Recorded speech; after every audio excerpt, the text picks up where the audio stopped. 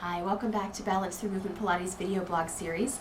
Back by popular demand, we're going to go ahead and talk about a way to stretch through the hip flexor, which is the front of the hip.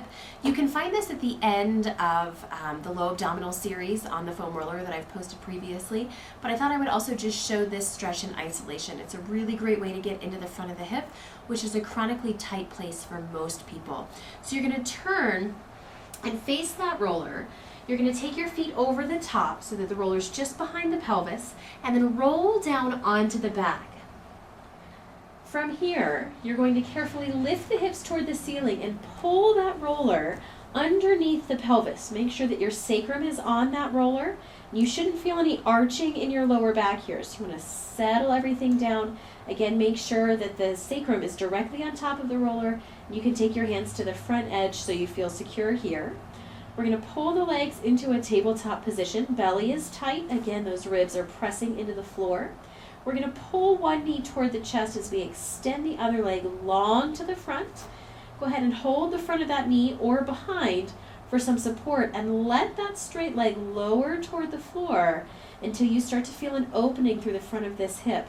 Make sure the belly is somewhat engaged here so that you're not popping into an arch, and you really want to focus on length through that extended leg. You're going to feel a slight opening here.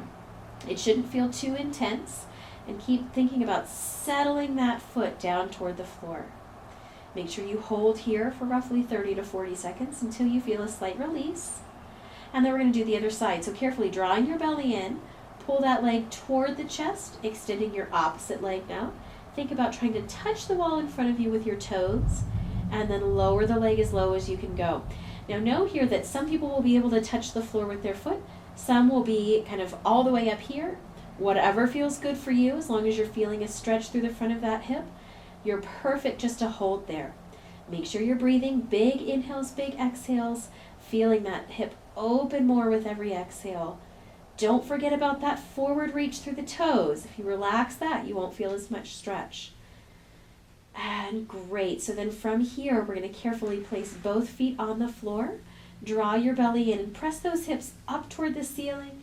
Slowly push that roller out from underneath you and roll down one vertebra at a time using the abdominals to support, releasing that pelvis into a neutral position. You can also take some time to enjoy that feeling in your lower back. You should feel sort of a reduction in that tension that you may have felt before we got started in the lower back. Carefully come all the way up to a seated position.